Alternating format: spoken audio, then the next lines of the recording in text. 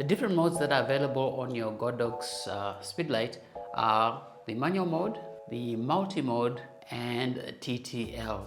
The first mode we want to look at is the manual mode, and this is very simple.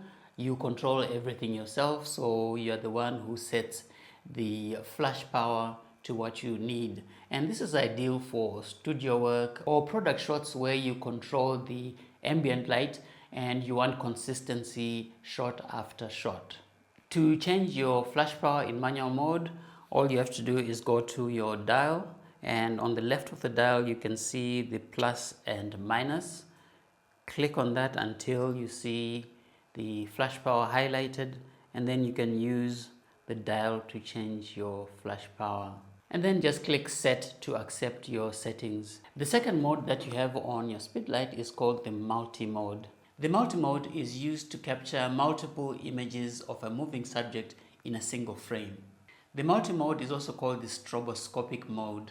This is not a mode that most of us will use in everyday photography, so I won't cover it in detail, but basically when you go into multi-mode, you have three things that you can change: the frequency or the number of flashes per second. You also set the total number of flashes, and you can set the flash power.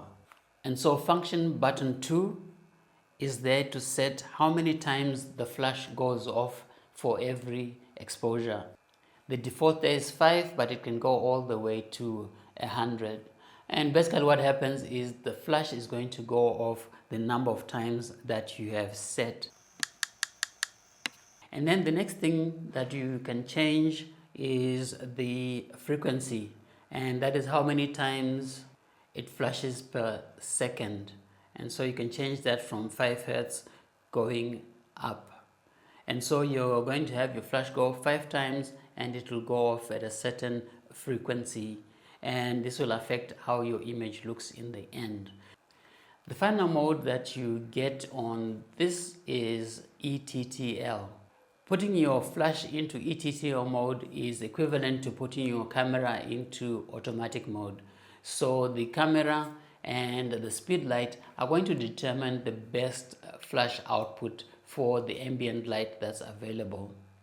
Now this is very good for situations where the ambient light changes very quickly. Maybe you're shooting inside and you're going outside to shoot, and it's an event where you cannot stop to set your flash manually without missing moments in the event.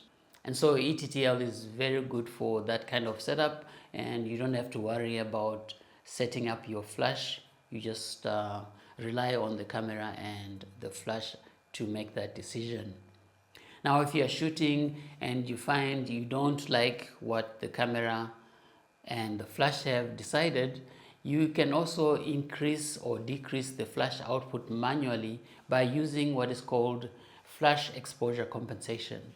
When you are in ETTL, the plus minus side of this control ring brings up the exposure compensation, and you can then adjust your exposure compensation up or down by 1/3 of stops, and all the way up to 3 stops and -3.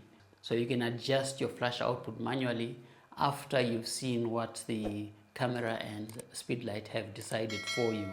So those are the 3 modes that are available to you on the Godox TT685 speedlight.